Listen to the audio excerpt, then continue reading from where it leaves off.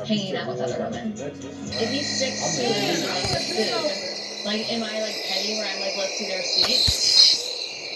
I don't think you're being petty. I think you should talk to him about it. That's like so, because he never talks to his story. Like he's 6'2" story. Be like, dude, wait, like, just be honest with me. Like, there's no, like, just be honest because it doesn't make sense. Just call him out. I think he would say the truth eventually. I don't think he'll say the truth unless you don't.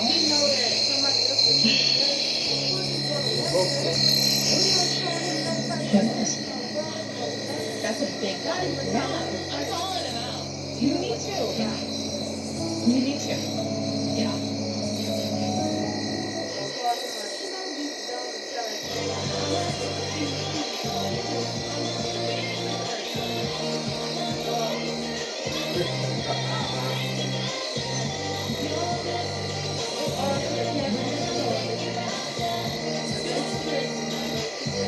Like the biggest cherry. Oh, nice. Holy moly. I'm excited for us to be writing a letter to ourselves because I think that with Alan and I sharing more and more about our past and what made us, you know, who we are today, the more we figure out what that connection is. So, you ready to get into the vulnerability of Alan here? Alan's inner child? Dear 12-year-old little man, there's an unreal amount of potential in you, but you need to be the one to realize it. Don't be afraid to own those unique and genuine characteristics that make you sweet, loving, sensitive, gangsta baller-ass mother. You're not the standard cookie-cutter version of anything, let alone masculinity, but you've created your own definitions of it, and you're going to kill it. Remember, your integrity and good nature will get you to where you want to be. So why'd you pick 12-year-old Alan? I think that's when I really sensed not being, like, I struggled with not being myself. You know, I had no self-confidence when I was a teenager. It caused a lot of inner turmoil that I guess I repressed for a while. One part of your letter that interested me was you, like, specifically called out masculinity. Did you ever struggle with, like, feeling more like a man when you were growing up? You know, I had my dad around and stuff whenever I was with him, but I mean, for the most part, it was, you know, my grandma, my sisters, my mom, you know, I had a lot of feminine influences, even just like dating, you know, when I was a teenager and stuff like that. It was like, I could tell I handled dating differently than like other guys in my social group or something like that. In what way? I was much more sensitive, you know, so that's innately been in me for as long as I can remember. So, but I don't know, I'm curious to hear about Will Max. My letter? Yeah. See how far I can get through it. To 14-year-old Madison, in a few years, you'll experience more loss and grief than you'll be able to handle. I don't want you to be scared of knowing this, but be brave and embrace every day with your loved ones and friends. There's someone in particular that I want you to hold on to tightly. You spend some extra time with, and it's Grandma Jane. During your senior year of high school, your grandma will tragically pass in a car accident that almost takes your brother and grandpa's lives as well. Now, this pain is going to seem unbearable at the time, but I promise you will get through this and become even stronger than ever before. My advice to you is to take those extra moments with her every chance you get. Don't try to be the cool teenager that doesn't want to spend time with their grandparents. And always get that extra hug. Love always your future self. Love it, too bad. No, you did good. So my grandma was one of the most important people in my life. I can tell. She was like 4'11", my grandpa was 6'5", and they were always together. They were married for 50 years, and she ran the household. Like, she was a little badass, and her and I just had a special bond because she knew the lack of parent that my mom was to me and my brother. Like, she's probably one of the most important people that made me know what unconditional love is, and that I was worthy of it, and that, you know, my dad wasn't always around because he was working so much, but my grandparents were. Like, they were the ones that she's somebody that I think of every single day. But it's powerful. You know, that role model of that 50-year marriage and, you know, the relationship your grandfather and grandmother had, and looking at, you know, our marriage, you deserve that sense of peace in a relationship and that naturality. I don't know if that's a word. Yeah. And I kind of wish, you know, I could be that for you. But I mean, there's still plenty of time. I think we are both trying.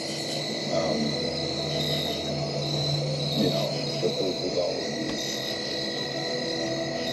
should it be that hard, you know?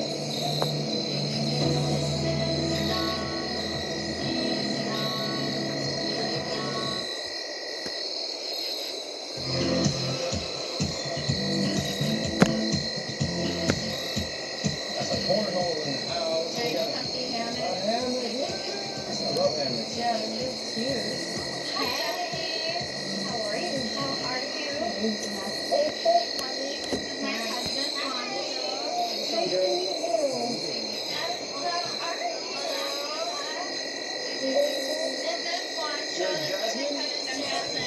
I feel closer to Juan now that I introduced him to my parents. My family is so important to me and they're a huge part of my life.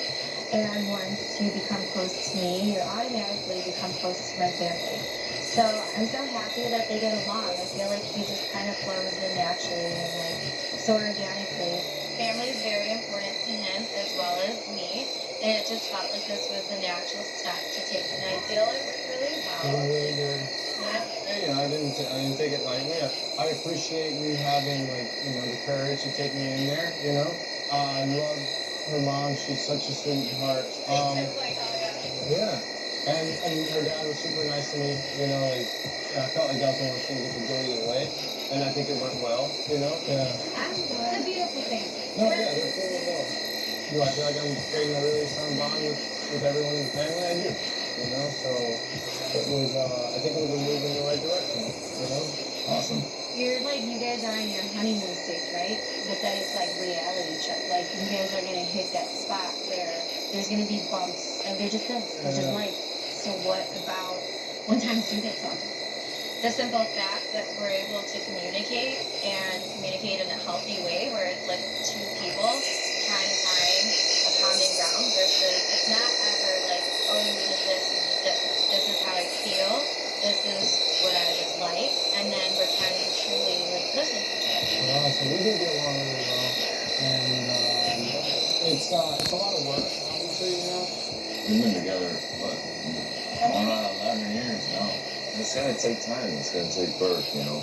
Yeah, everything takes work. I mean, you guys gotta find what you like, what you're comfortable with, you know? Like, if you want to let me tell you, like, he's very touchy, and I love that, you know? And I'm sure I will, you know, I appreciate it. I'm very touchy. To be honest with you, at the moment, Yeah. not in so much, just because it's so pretty new, you know, so. But you're committed. Like, you guys made No, that we made that decision. decision. Yeah, 100%. So we are trying. I think that we're very intentional about what we're doing. I think the main focus for both of us has been like to try to just focus on like figuring out like the deeper stuff that were like more important than like, you know, the physical aspect of the relationship. Hopefully it'll take and form naturally and organically. Carla can come off as like this, you know, like I don't give a crap type of person and whatever. But she has such a soft heart. And she needs someone who can be affectionate with her. Because I know that she is a very affectionate person. And she just needs that, like that love, that closeness, that bond. Like, one who can just talk into that, and really get to know her on a different level. I think we're both very respectful of where we're at and what we're ready to do and not do. We're slowly moving into that direction. That's what we're working towards. Ladies and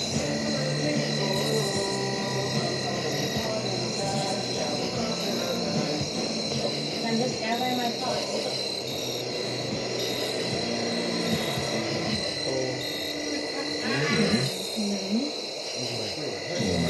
Good. Good. And so I actually want to bring something up Ooh.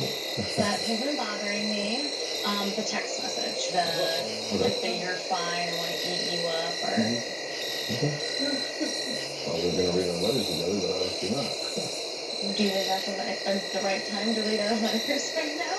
No, but that was the plan, but I didn't see this coming, so. Well, I didn't see the text message come either. And so I just want to get to the bottom of it, explain to you, because we kind of breezed past it. So I want to hear what it was again. It was basically my cousin Denise sent me a picture of food. I told her, looks so good, I want to eat you up. I was supposed to say, looks so good, I want to eat it up. That is weird. Do you not see that's weird? It's even weird that you're saying that that's how you text your cousin. Me and my cousins are big foodies. When it comes to food, we talk different. I call her my baby. I call her my number one. But it's like, that's how a relationship that we have when we talk.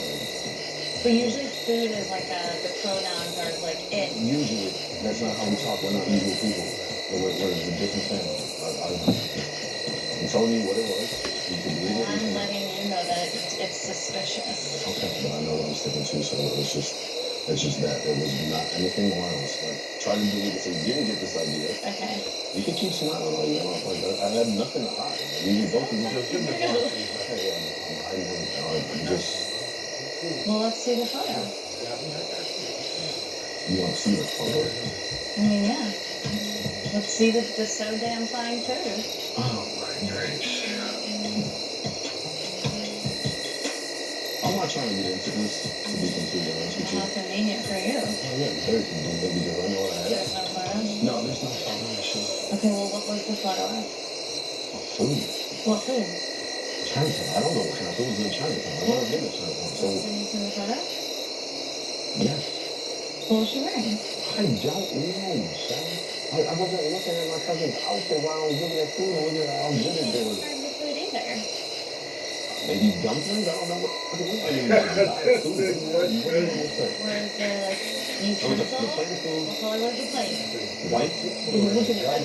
You think I was like trying to picture it, like examining everything around it. You can't describe the picture at all? It was food on a plate. Was it white? Was it black? Was it gray? I don't know. I wasn't looking at the plate. I was not looking at her outfit. I'm looking at the food. You're being pretty defensive. I'm sitting here very relaxed right now. Nice outfit. But David, you realize how this is making you look, right? Yeah. Very confident in my answer. I need to ask my cousin. But where's the photo? Don't have it. What? There's no actual evidence of this situation that you're so-called saying happened. Nope. Okay. Have you texted girls during this marriage? Yes, I texted Danielle who I got coffee for this morning. Who's Danielle? Danielle's a girl that I dated on Tinder. Anybody else you need to let me know about? I texted Jackie O, which is one of my best friends. I seen Roxy, which is another girl that I dated on Tinder a while back. David, this sounds so bad. What? That is not okay. Okay, I didn't know that. That wasn't established. We hadn't. I assume that is something you know. Oh, well, there we go with our assumptions again. Maybe that's our problem, because we assume so much. Like, I am friends with my ex. And she reached out, and I reached back. What is the problem? She was... We are married. I'm not sure if you know this or not. Yes, I do know that we're married, Okay. Michelle. I do For apologize. years, people don't go on dates with other women and they don't sex other women. I'm not sexting anybody, and that wasn't a date. I mean... Okay. We're gonna get nowhere, I guess. Obviously, we're not going to get anywhere with you harping on it, and I I'm told not you... harping on it. My feelings are hurt, regardless if this is a marriage that we want it or not. To me, it looks like you are reaching out to other women. It appears that way in your eyes, but it was not. And I'm telling you. I literally talked to your parents and your sister until I am not going to disrespect you. But I had full respect for you, and I would never do that to you. Okay.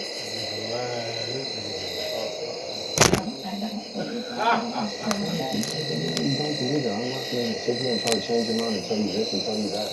You heard what I had to say. You either accept it or not. End of story.